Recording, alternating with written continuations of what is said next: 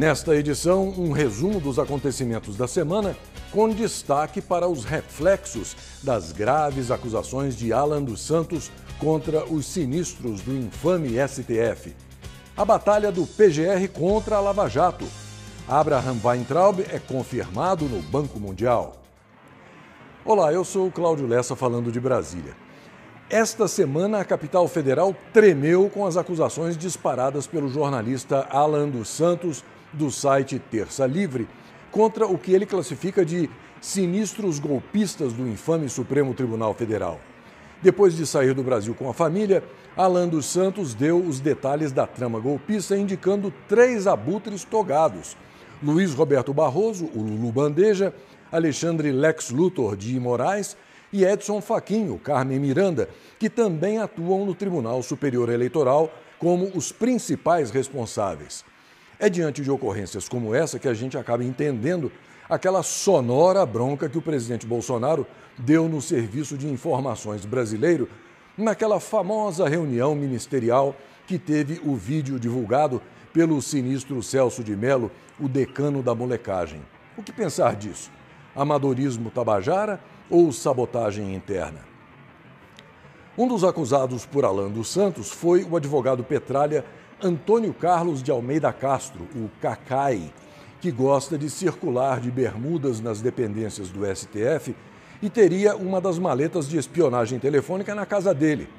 O profissional Petralha declarou, no entanto, que Alan dos Santos estava mentindo, mas que não vai processar o jornalista por calúnia e difamação, preferindo que o infame STF resolva o caso. Bom, vamos pensar aqui um bocadinho. Se alguém é acusado de conspiração contra o governo de uma nação e não processa o acusador, tem algo de muito errado aí.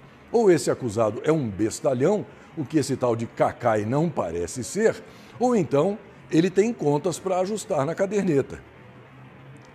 Uma das revelações de Alan dos Santos foi a de que a mulher do sinistro Barroso, o Lulu Bandeja, está com tudo pronto para fugir do Brasil assim que o golpe for dado. Curiosa e coincidentemente, me chegou às mãos uma notícia datada de 2015 que revela que a mulher de Lulu Bandeja abriu uma offshore com o nome de solteira em Miami, nos Estados Unidos. Pode ser que a notícia esteja defasada pelo tempo, mas é interessante que ela coincide justamente com quem está para dar no pé no meio dessa confusão armada pelo maridinho. O nome da entidade criada em 2014 por Tereza Cristina Van Brussel, sem o sobrenome Barroso, é Telub, Flórida, e tem como sede um apartamento localizado na Ocean Drive, um dos lugares mais valorizados da Flórida, na ilha de Key Biscayne.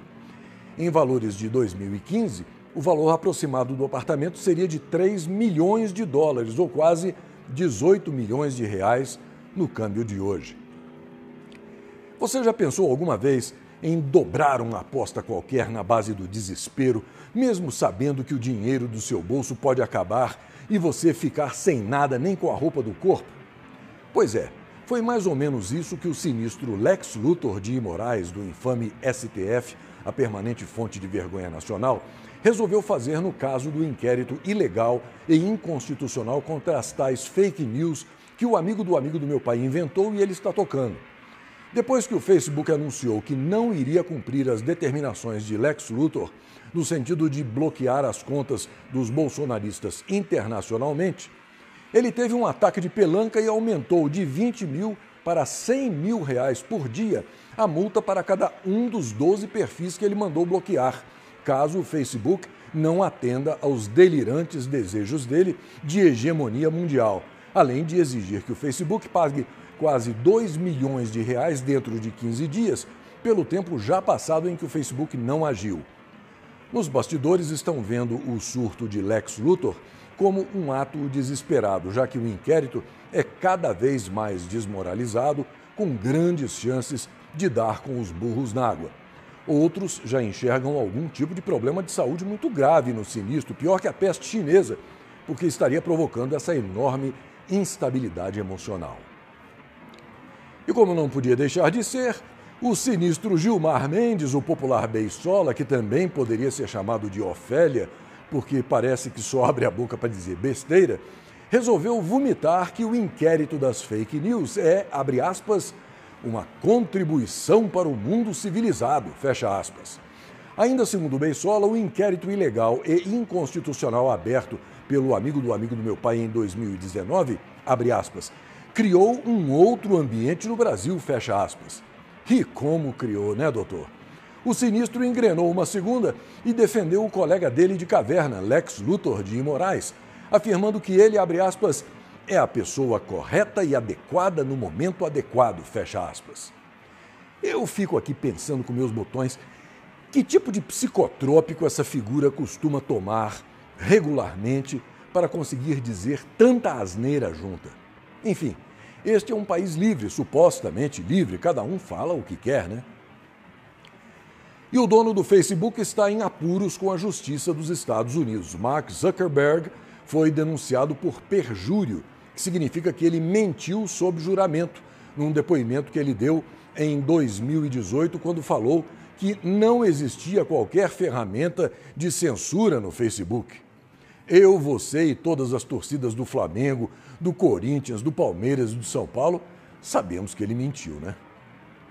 E agora, de Caruaru, em Pernambuco, a notícia que envolve um juiz que, pelo comportamento dele, certamente tem tudo para se tornar um aliado dos atuais membros do infame STF e, quem sabe um dia, se tudo continuar como está, um integrante daquele insano tribunal. Acontece que um sujeito foi preso lá em Caruaru portando muitas pedras de crack, além de dinheiro e outros pertences. Mas o juiz Pierre Souto Maior Coutinho de Amorim, esse barbudo que você vê aí do lado, resolveu entender que a prisão foi ilegal. Com base nisso, ele mandou a polícia devolver tudo o que havia sido apreendido com o sujeito, inclusive o entorpecente. Pois bem, o caso foi parar no Conselho Nacional de Justiça. Vamos ver no que vai dar, né? Esta semana, o Procurador-Geral da República, Augusto Aras, afirmou que tem provas em relação às acusações que fez sobre as eventuais irregularidades praticadas pelas equipes que integram a Operação Lava Jato. A chapa esquentou ainda mais depois que o procurador Nicolau Dino leu uma carta dizendo, entre outras coisas, que, abre aspas, a fala de Sua Excelência não constrói e em nada contribui para o que denominou de correção de rumos, fecha aspas. Como você sabe, Augusto Aras disse essa semana que quer corrigir rumos para que o que ele chamou de lavajatismo não perdure. Na semana em que os imbecis da Anvisa proibiram a venda de ivermectina sem receita, vem a notícia de que, no Brasil, já são mais de 1.800.000 curados da peste chinesa. Aqui no Fazendão, você sabe, é assim, ivermectina e hidroxicloroquina só com receita médica. Mas quem quiser maconha e cocaína, é só subir em qualquer morro carioca sem se preocupar com a polícia, que foi proibida pelo abjeto STF de combater a criminalidade durante a pandemia. Em outras palavras, a pessoa pode se drogar e se viciar, mas não pode tentar se curar da peste chinesa. Enquanto isso, um estudo publicado pela revista Nature informa que algumas pessoas não infectadas podem ser simplesmente imunes ao vírus chinês. Agora veja este gráfico que deixa todos os esquerdistas burrinhos do Fazendão, defensores da ciência, como aquele desgovernador de São Paulo, o totalmente arrepiados. Suécia, 31 de julho, 0 mortes nos últimos 3 dias. Apenas 5 mortes na última semana. Nada de lockdown, nada de máscaras, nada de pânico entre a população. Em meio à pandemia, os Correios vão entrar em greve a partir de terça-feira, dia 4, por tempo indeterminado.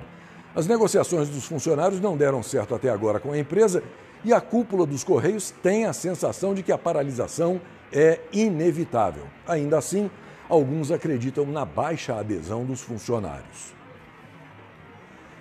Esta semana, o ex-ministro da Educação, Abraham Weintraub, teve o nome dele confirmado como diretor executivo do Banco Mundial, em Washington, nos Estados Unidos. Weintraub disse que ninguém deve esperar barulho, pois trabalho em banco é feito em silêncio. Ele assume o cargo na primeira semana de agosto e o curto mandato dele termina em 31 de outubro, quando a posição será aberta novamente para a eleição. Como o BIRD entra em recesso em agosto, Ele só começa a trabalhar de verdade em setembro. A cadeira número 15 de Weintraub representa o Brasil, Colômbia, República Dominicana, Equador, Haiti, Panamá, Filipinas, Suriname e Trinidade e Tobago. Um tweet do deputado paranaense Felipe Barros mencionou o ex-ministro essa semana, que curtiu a publicação. Abre aspas.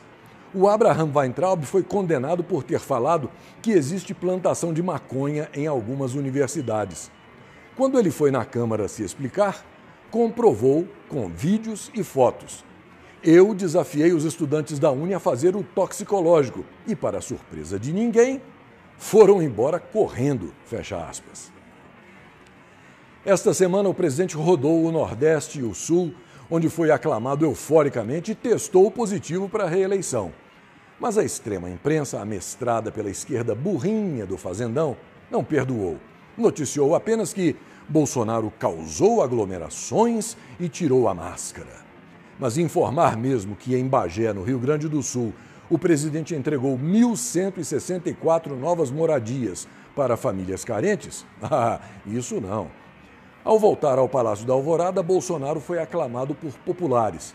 E um deles disse que, abre aspas, temos o melhor time, o melhor técnico e a melhor torcida.